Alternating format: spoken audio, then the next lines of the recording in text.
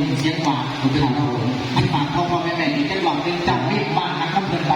ยังบ่มีอยู่อ่ะยังบ่มีบอกครับฝากน้ำเพลินมาจบเพลินที่ตูนเอาบอกแน่นอนทางรายการฝากพี่พ่อแม่นะครับผมที่อยู่ตรงนี้ครับอยู่นานที่สุดเลยนะครับผมฝากนะครับคุณต้องประกอบด้วยอีกบทบาทหน้าเดี๋ยวสิบเปิดช่องนะครับผมอยู่วงไหนเจ้าอยู่วงไหนอันนี้ก็ครับอยู่วงหนึ่งที่อยู่วงสองเจ้าอยู่วงหนึ่งครับผมสาวน้อยเพชรบ้านแพงครับป้าตัวพระเอกลูกรองประเดี๋ยวจะอยู่วงหนึ่งมาสั่งมาครับผมรับจังหน่อยเลยครับรับดีครับขอเรียกเป็นคอนแกนเลยครับคอนแกนมาล่องเมืองตอนเข้ามาอยู่คณะหมอรับเพื่อนว่าแมนรับเพื่อนเดี๋ยวจะก่อนแมนครับอันนี้เอาเป็นเสื่อมๆในอีทางในยุคทางนาอะไร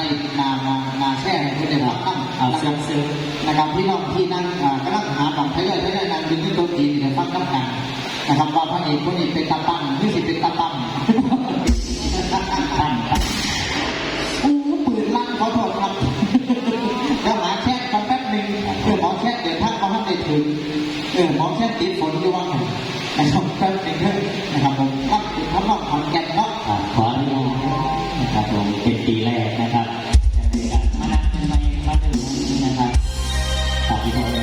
กำลังให้ใจนะครับผมอีกท่านประกันในท้อง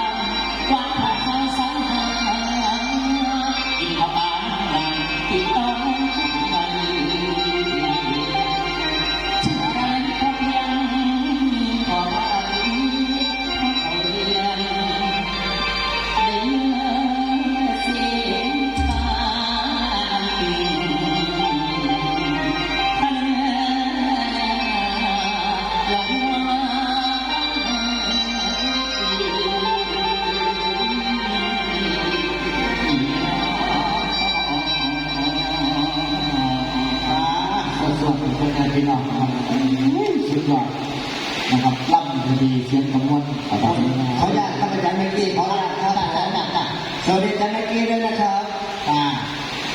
อาจารย์ขออนุญาตประชาสัมพันธ์นะพี่น้องครับครับผมรถหมายเลขทะเบียน4กไก่นหนู2045กรุงเทพมหานครครับแล้วก็บอยไม้ลอลิง9108ครับบุรีรัมย์อีกคันหนึ่งนะครับ1กไก่มม้า7062กรุงเทพมหานครขยับรถด้วยนะครับเพราะว่าเขาจะเอารถแห่ออกนะครับพี่น้องย้ำอีกทีนึงครับพี่น้อง4กไก่นหนู2045กรุงเทพมหานครบอยไม้ลอลิง9108บุรีรัมย์แล้วก็1กไก่มม้า7062กรุงเทพมหานครขยับรถด้วยนะครับทางทีมงานจะเอารถแห่ออกนะครับผมครับอีกอย่างหนึ่งครับรถของท่านเหยียบแบ่งท่านอยู่เด้อ